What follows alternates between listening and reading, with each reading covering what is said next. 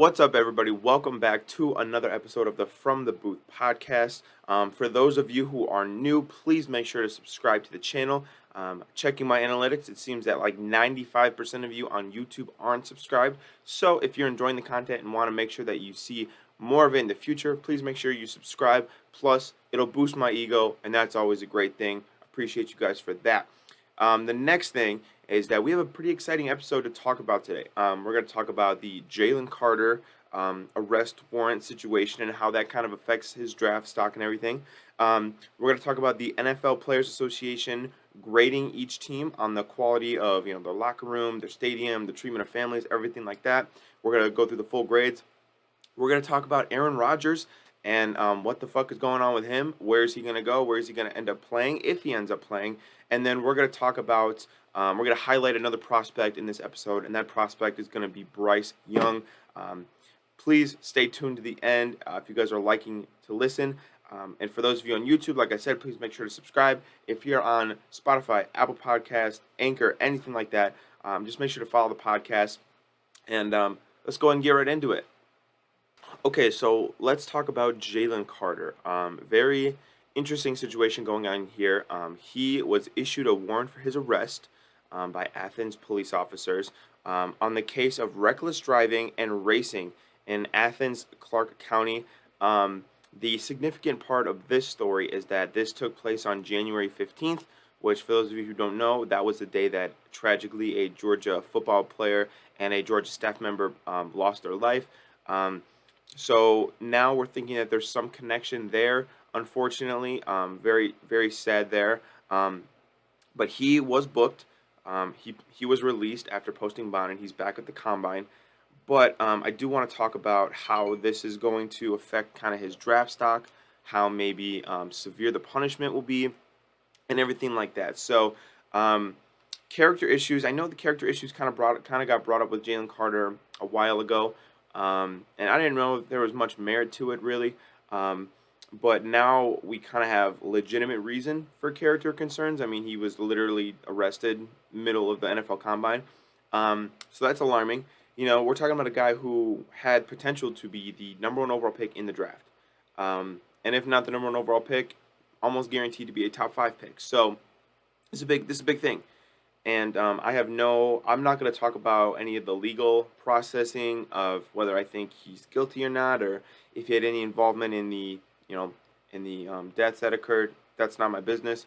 But what I am going to say is that, from a draft perspective, this definitely tanks him a little bit. How far does he tank? Now, there have been guys in the past with character issues, and unfortunately, as we've seen, a lot of teams in the NFL don't care as much about those character issues as they do how good of a football player they are. And they believe, that they can get him in the building, they can coach him up, they can do whatever, they can get his character issues fixed. Which for some guys works, which for some guys it really never works. They're just kind of always destined to get themselves into trouble.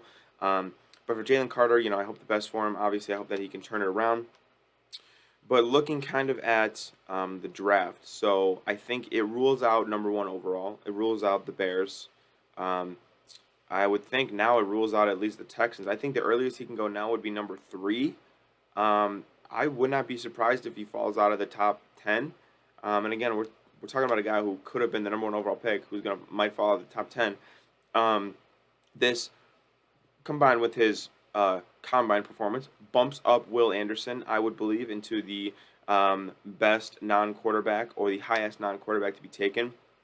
For Jalen Carter, this is a messy situation. He has come out and said that he's going to cooperate fully with police, and he is going to clear himself of every wrongdoing, which we'll see how that goes. But very very interesting situation going on here with Jalen Carter. I don't know if we've had any updates. This happened a few days ago. I don't think we've had any updates. He wasn't going to participate in the combine to begin with, so this doesn't really affect him in terms of stock performance-wise, like physically-wise, because he wasn't going to do the combine anyways. He was going to be there for the interviews, and from what I'm hearing, he still is there for the interviews. And I'm sure teams are going to ask him all about this. But we'll see where this takes Jalen Carter, and we'll see how this affects his draft stock. Again, hopefully he doesn't have any involvement into the deaths or anything like that. I will say I did a little research onto the what he got acquitted for, and I think the maximum penalty he could receive is like a year in prison and like $1,000 fine.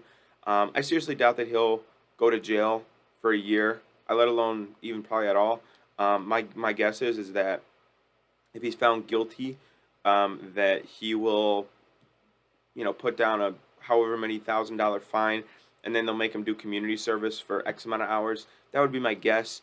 Obviously, though, I'm not a police officer, I'm not a lawyer, so I don't know that well. If anybody does know what he's dealing with and the charges and how severe they are, tell me down below. I'd be interested to hear about it. But just from what I was seeing, it's probably only going to be a maximum of like a year in jail. So that's kind of the Jalen Carter situation.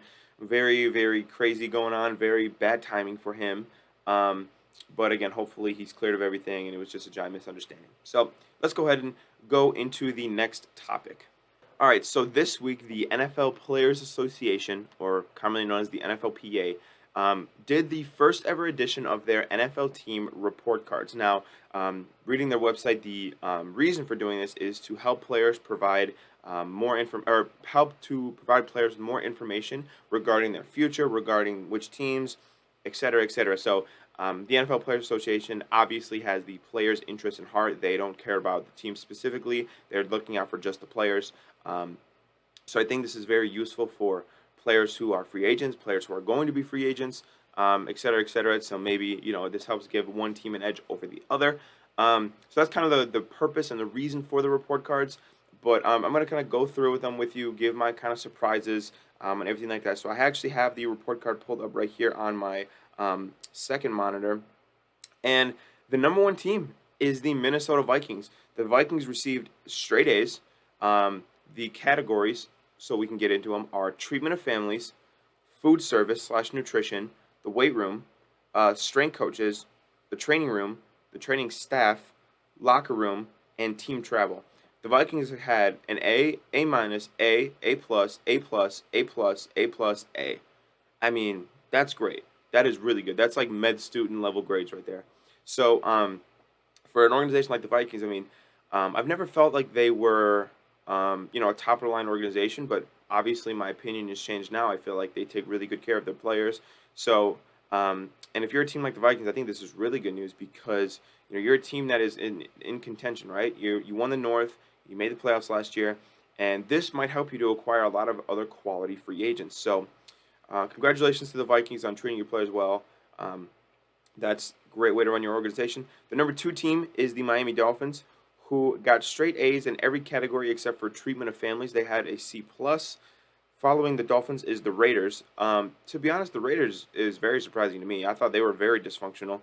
But the Raiders' lowest grade was a B. So they did really well. They were the 3rd-ranked team. After the Raiders is the Texans. Same thing. That's kind of surprising to me. But for teams like the Texans, these young rebuilding teams who are getting these high scores, that is a very, very good thing. Because, like I said, quality free agents are going to now want to come to Houston because they treat their families well, they have good training staff, et cetera, et cetera, et cetera, right? So, obviously, the NFLPA has their full list. I'm not going to read you every grade, every team. I'm just going to pick out some teams. But the top 5, Vikings, Dolphins, Raiders, Texans, Cowboys, that's 5, followed by the Packers, Niners, Giants, Bills, Saints, Seahawks, rounding out the top 10. So, my Seahawks are in the top 10. Thank God. But I want to talk about the bottom teams, some of the bottom feeders. And these, to me, a lot of these teams are not surprising, but there are a few big surprises to me. Okay, so the worst team, ranking 32nd, is the Commanders, who received F, D+, C+, A+, F minus, D, F minus, F minus. I think it's not a very well-kept secret that Dan Snyder is the worst fucking owner in the NFL. And I am not surprised at all when the Commanders were graded on how they're treated, that they were treated like the worst team in the league. That doesn't surprise me. I think if you would have told me, hey, the NFLPA did a report card on every team, can you guess which team got last? I would have said the Commanders, and I would have been exactly fucking correct. The team right above the Commanders, not much better, is the Arizona Cardinals. A bit surprising to me. I didn't think they were that awful, but hearing some of the things, I mean, There was a report that their families or they need to pay for their own meals if they work out there in the off season. That their families aren't well taken care of. That um, it's just fucked up. It's just fucked up. Um, so hopefully Jonathan Gannon can change the culture there in Arizona. Above the Cardinals, we have the Chargers. Again, not surprising. Dean Spanos is a piece of shit. Not really surprised that his team is ranked as the third worst. But then above the Chargers is the Chiefs, and to me that's really surprising. The Chiefs seem like a very well-run organization. Obviously, they've won the Super Bowl twice in the last 5 or 6 years. So it's kind of surprising me that they were ranked as the fourth worst team in terms of taking care of their players. So very interesting. Above the two above them, the Jaguars and Bengals, also AFC contenders. The Bengals doesn't necessarily surprise me, because I know their owner's a piece of shit as well. But or he's not a piece of shit as much, but he's cheaper. But I mean, the Jaguars, I thought Shad Khan was my guy. I thought he was cool. I thought, he rocked his sunglasses. He got hyped in the locker room. I thought he was a cool guy, but apparently not. So, the NFL Players Association, I think this is a really, really cool idea to do a team report card, and unanimously grade, each team based on how they take care of it. I mean, these are important things that I think players want to know, but you don't really know until you sign, because every team is going to tell you, oh, yeah, we'll take care of your family. Oh, yeah, we have the best weight room. Oh, we have the best strength coaches. Every team's going to tell you that. But this list is kind of showing that they're lying. So I think this is a great idea. I think that this list should be renewed probably every single year, or every single 5 years, because I think if the list is renewed constantly and a team like, let's see, a team like the Chiefs, right?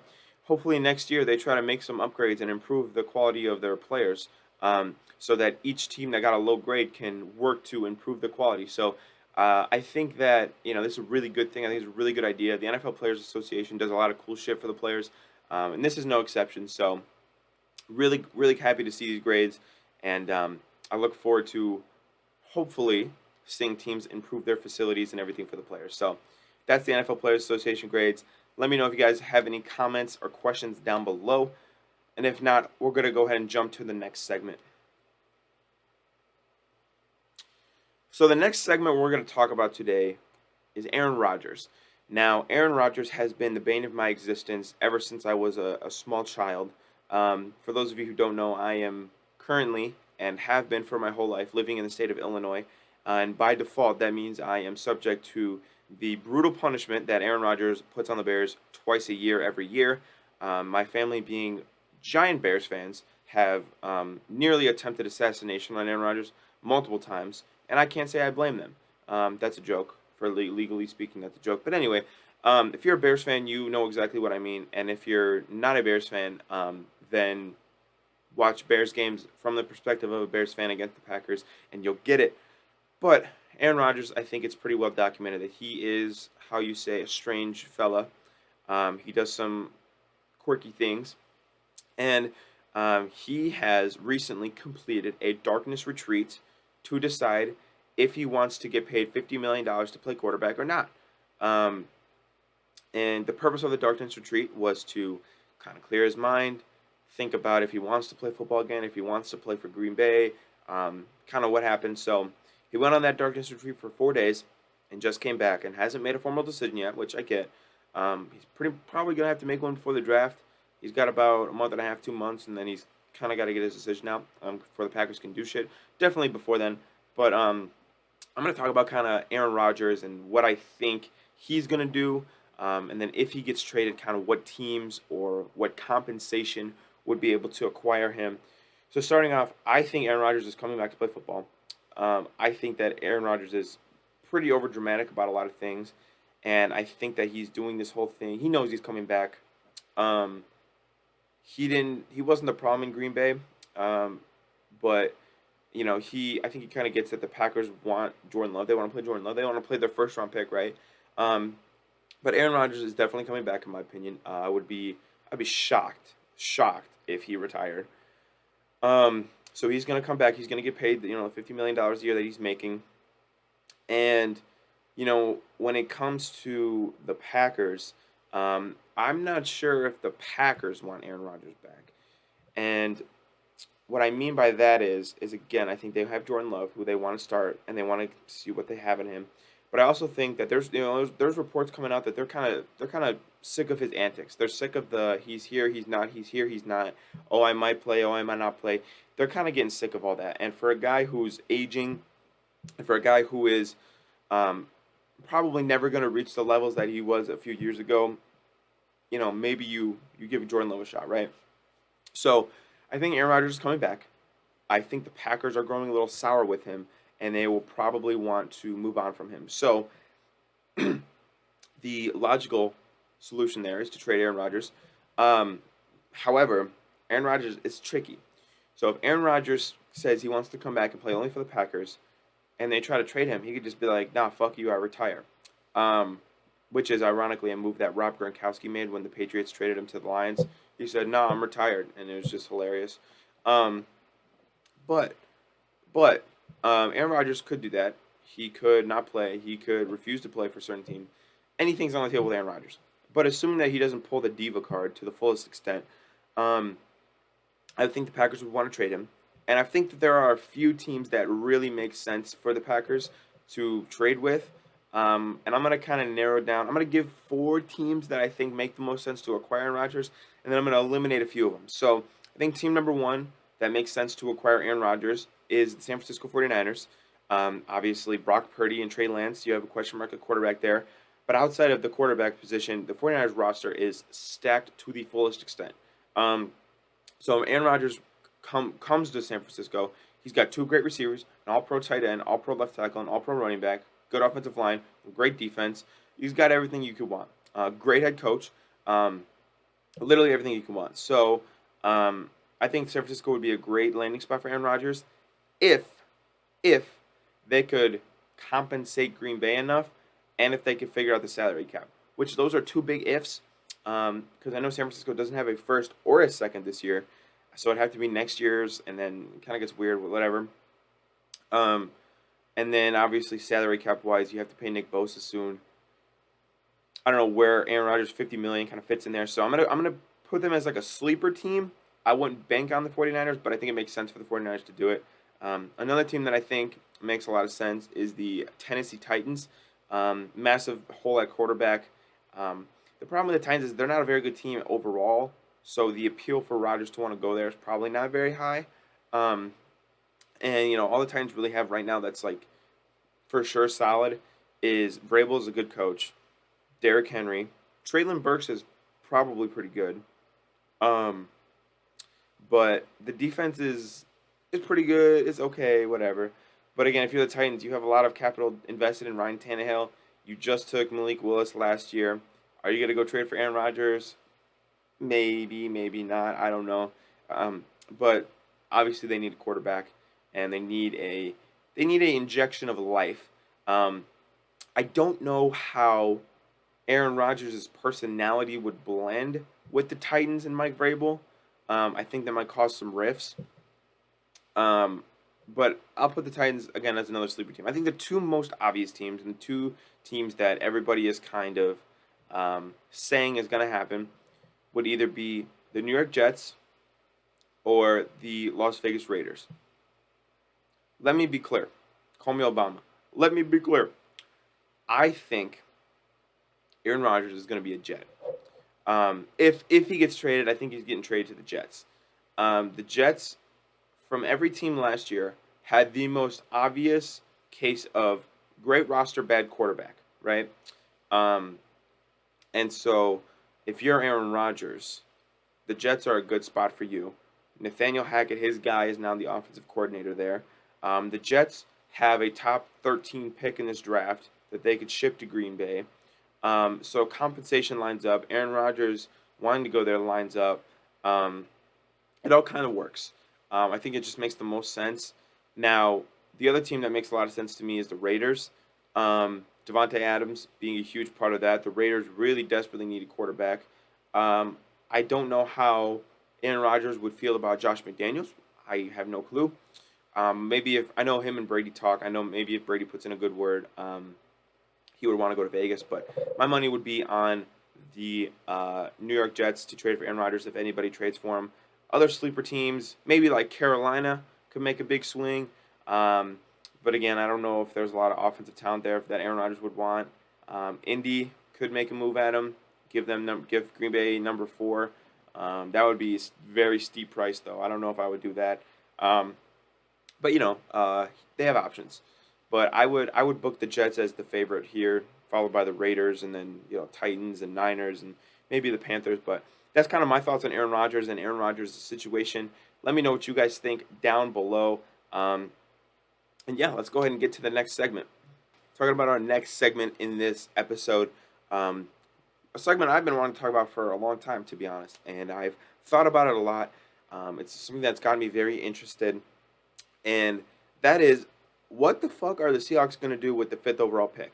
As a Seahawks fan, and as a Seahawks fan for more than 10 years, I am damn aware that John Schneider's drafting is impossible to predict.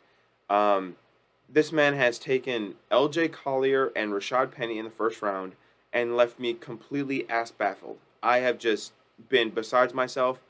He also took, and I have this on record, he also took D. Eskridge in the second round when Creed Humphrey was there for the taking, who me and my former podcast partner were pounding on the fucking table for. Turns out Creed was pretty good, and D. Eskridge doesn't do jack shit. Whatever. So they're impossible to predict. Even more so now because the Seahawks have not had a top 5 pick in the entire regime of Pete Carroll and John Schneider. Last year, I believe, was the first time they had a top 10 pick since like 2011. And they took Charles Cross, which actually I did get that one right. I did predict Charles Cross. And I actually also have proof of them taking Tariq Woolen like I predicted. But, they call me a genius, but it's whatever. So, in this video, in this segment rather, I'm going to try to highlight or illustrate some of the potential options that the Seahawks have at pick 5. So, this week, in his combine interviews, Pete Carroll mentioned that taking a quarterback for the Seahawks is not off the board. And for me, that's pretty exciting because I love Geno Smith, but I don't see Geno Smith as the long-term option. It's kind of like I see Daniel Jones, where it's like, okay, the guy had a really good year. Let's see what he could do. So if Geno re-signs and he balls out and he's good, okay, we have a good quarterback, bet. But if he doesn't, or maybe if he is and he doesn't want to sign an extension further than that, then we have a guy who can play behind him and learn for a year and then be ready to go. And I think that that's the best case scenario for a rookie quarterback, is to sit for a year behind a good, solid veteran, learn, and then year 2, it's his team, give him the keys, see what he can do, let him cook, more or less, right? That's the exact case that happened with Patrick Mahomes, backing up Alex Smith for his first year and then winning MVP in his first season starting. So I think that would be the best option for the Seahawks. Additionally, the Seahawks are not opposed to taking best player available, which is a non-quarterback as well. And we just talked about the Jalen Carter situation, so there's a high chance that Jalen Carter is now available at 5, where I previously would not have thought he would be. So there's a lot of things to kind of cook up here. Let me start with the quarterback position, okay? So if the Seahawks go quarterback, I think that that's a pretty ballsy move, but it's one that I think would probably pay the most dividends in the future, right? Like I said, if you have a good quarterback, every team in the league wants to have a really good quarterback, and you have a top 10 quarterback, you always have a chance. The Seahawks had a chance every single year with Russell Wilson when he was in his heyday, right? The problem is that they didn't surround him with a lot of there were a lot of holes on the roster that prevented him from doing things, whatever. But if you have a top 10 quarterback, you always have a chance. Additionally, for a rebuilding team like the Seahawks are, I would still consider them a rebuilding team. I know they went to the playoffs last year. I'd still consider them a little bit rebuilding. The best asset you could have is a good quarterback on a rookie deal, so that the Seahawks could allocate other resources to defense, offensive line, etc., right? So you want to go top 5. The only quarterback that I think is for sure going to be off the board at number 5 is Bryce Young. I would be shocked if Bryce Young slid all the way down to number 5. Bryce Young's there. You take Bryce Young. You don't ask questions. You have your franchise guy for the next 10 years. Okay? Assuming Bryce Young's off the board, I think the only guys that would be left on the board, or the guys that would be left on the board, would be C.J. Stroud, Will Levis, Anthony Richardson, etc., right? Would I take any of those guys at 5? Will Levis? Fuck no. I would not take Will Levis at 5. Would I take C.J. Stroud at 5? I'd feel a lot better about it. I'm gonna say yeah. I'm gonna say yeah. Now Anthony Richardson at 5 is, to me, extremely ballsy, which makes it feel even more likely like the Seahawks are going to do it. I don't know what inkling I have. I don't know what superstition I have. I just feel like the Seahawks are in love with Anthony Richardson, and I've been seeing him mock to the Seahawks a lot. And I think if we're going back to what I was just saying, if you want to have a quarterback where, okay, Gino's team in 2023, your team in 2024, Anthony Richardson is the guy that fits that bill the most because he needs to be coached up the most.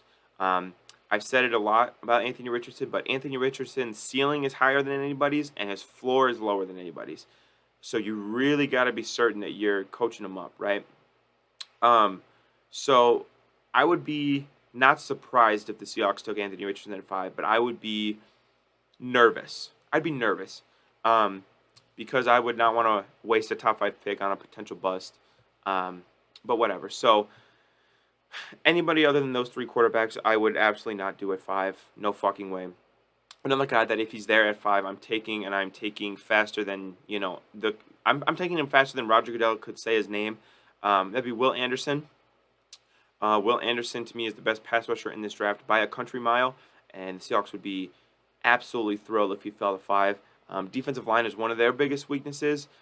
He is the best player in this draft, I feel. So it's kind of a match made in heaven where you get the best player at your worst position at edge rusher. So get you a generational edge rusher for the next 10, 15 years. AE, Von Miller, Myles Garrett, etc. That's how highly I think of Will Anderson. So that's what I would do if I was the Seahawks. And then at number 20, the guy that I'm targeting, the guy that I really want is Joey Porter. I would love to see him paired up with Tariq Woolen to see what they could cook up together. But obviously, if they go with I think Kalijah Cansey is probably not going to be there at 20. Maybe, Brian Brisset, maybe Miles Murphy, maybe Aaron Carter, maybe one of those guys. I'm sorry, not Aaron Carter, Andre Carter, the guy from Army. One of those guys. I would go defense at pick 20. So there's that. But what do you guys think the Seahawks will do at pick number 5? I want to hear your opinions, and I want to hear what you think, both from the perspective of Seahawks fans, if there are any watching, and from the perspective of just regular NFL viewers who are interested in seeing what the Seahawks do. Let me know down below. Make sure to subscribe if you enjoyed the segment, and I will catch you guys in the next segment. All right, the next and last segment in today's episode is going to be about a certain prospect, and that prospect is Bryce Young, my favorite quarterback prospect in this draft class. I hope I don't lose any validity, but my favorite team is the Alabama Crimson Tide. They have 2 of my favorite players in this draft. So you could call me biased, but I view it as I've seen these players more than most people, so I kind of think I have a good idea of what they're capable of doing at the next level. But Bryce Young, there's been a lot of Bryce Young talk recently about his size, about his frame. Measured in at 5'10 and a half, about a $180, which is small, definitely, which is small. But there are quarterbacks who have been that small size-wise, who have been very successful. Kyler Murray, Russell Wilson, 2 guys kind of in the 5'10 range, short kings. The thing with Kyler, though, and Russell Wilson is they're a bit bulkier. They're a bit more muscular. I think Bryce Young, well, I don't think. Bryce Young's been working with a nutritionist to try to get his weight up. So there's a good possibility that come draft day, he's 200 even and a lot more muscular. But part of Bryce Young's game is his shiftiness, his elusiveness, his pocket dancing ability, so to speak. But I just want to talk about Bryce Young, what I like about him, what I think about him, and where I think maybe he could end up. So just talking about Bryce Young, first year at Alabama, 2020 he was the backup to Mac Jones. They won the national championship that year. His first year starting, and don't forget, guys, he was like the number 1 recruit. He's like, I think, the number 1 quarterback recruit ever coming out of modern day. Originally was committed to USC, then flipped, went to Alabama. Backed up Mac Jones 2020. 2021, Bryce Young went 366 for 547, completing 67% of his passes for 4,800 yards, 47 tugs, 7 picks, and a 167.5 rating. Won the Heisman Trophy, took the Crimson Tide to the national championship. Unfortunately, lost to the Georgia Bulldogs, but was phenomenal, sensational, everything you could ever want. The following year, not too much of a drop off, but obviously not as historically great. Threw for 3,300 yards, 32 touchdowns, 5 picks, 163 rating. Dealt with a little bit of shoulder injuries last year. Nothing serious, just a little bit of shoulder sprain. Um, but talking about Bryce Young, what are some things about his game that are great? His pocket awareness is fantastic. His accuracy is great. His ball placement is amazing. I think he's got really good touch, and I think he throws a nice deep ball. He's a good athlete. He's not a great athlete like Kyler or Lamar or Justin Fields. He's a good athlete though. Like I said, he can extend plays, buy himself time, and if need be, scramble and pick up a first down. I've been seeing some Twitter. I've been seeing some people on Twitter say that he's a running quarterback. If you watched him in Alabama, you know that is not the case. He ran as an absolute last resort, and there were times actually where I wanted him to run, and he would just kind of go horizontally on the line of scrimmage and by himself, and then run last second. So he's not like a straight runner. He's gonna want to throw the ball, and I think that he knows. He knows he's small. He knows he can't really take big hits, especially at the NFL level. So he's trying to protect himself and brace himself as much as possible, which is smart. He has an ability very similar to Russell Wilson, where he doesn't seem to get big hit. He doesn't seem to get hit a lot. He's pretty good at putting himself in good position to not take those big blows from those D linemen or from those linebackers. Obviously, some of the weaknesses of his game would be size. A screaming edge rusher could obliterate him from the outside, and so that does cause some risk for injuries if you're Bryce or if your team's thinking about taking Bryce. And then short quarterbacks like Russell Wilson. Russell Wilson's biggest weakness is throwing over the middle of the field. I think actually Bryce Young does a very good job of that, but I don't know if that will continue at the NFL level. I have to see. And that's not me doubting him. I genuinely just don't know if that'll continue at the NFL level. So we'll have to see. But there's not a lot not to like about Bryce Young other than the size. So how much does his size kind of affect his draft stock? Well, I don't think it does. I think teams still view Bryce Young as QB1 in this draft. Obviously, he hasn't done his pro. He's not going to be throwing at the combine, but he is going to throw at his pro day. So teams will see kind of just how good he is and everything like that. I think the team that is more likely or not to take him is going to be the Texans, or if/when the Bears trade that first overall pick, whoever they trade that first overall pick to could take Bryce Young. I don't think Bryce Young is going to be there at 5 for the Seahawks, unfortunately. But I do think that he's going to be the first quarterback taken off the board. I do think teams like him over C.J. Stroud, like him over Anthony Richardson. If the say the Bears don't trade the pick, right? The Bears aren't going to take Bryce Young. Say the Texans don't take Bryce Young, and he falls right into the Colts' lap. There's no way if Bryce Young's on the board, the Colts aren't taking him at 4. There's absolutely no way. So the absolute latest that Bryce Young is going to go is pick 4. So he's going to be a top 5 pick. He's going to be the first quarterback taken off the board, I'm sure. Again, there's just not really much that you can say wrong about Bryce Young's game other than his size. Maybe one other thing I could say is that I think he sometimes holds the ball on a little too long. I think in the NFL level, he's got to learn to just, when a play is dead, when the defense just beats you, throw the ball away. I think he did take some sacks at Bama, but that happens. So let me know what your guys' thoughts are on Bryce Young down below. I'm very interested to hear, and let me know where you think that he's going to end up. So let's go ahead and finish and wrap up this podcast. Thank you guys for listening. Like I said, make sure to subscribe if you've been enjoying. But I guess just a few other things going on right now. We have, the combine going on in full swing. The defensive lineman went yesterday. Nolan Smith ran a 4.39. That dude is a freak. I originally, I think, had him going like pick 21, 22. He's going up there. He might be a top 15 pick now. So good for Nolan Smith. Kalijah Kancey ran really well. Kalijah Kancey's measurables are pretty much the exact same as Aaron Donald's. And same school too, so it's pretty funny. But we got the combine going on. Not really too much else kind of going on right now. It's just a lot of like pre-draft stuff going on. a lot of reports.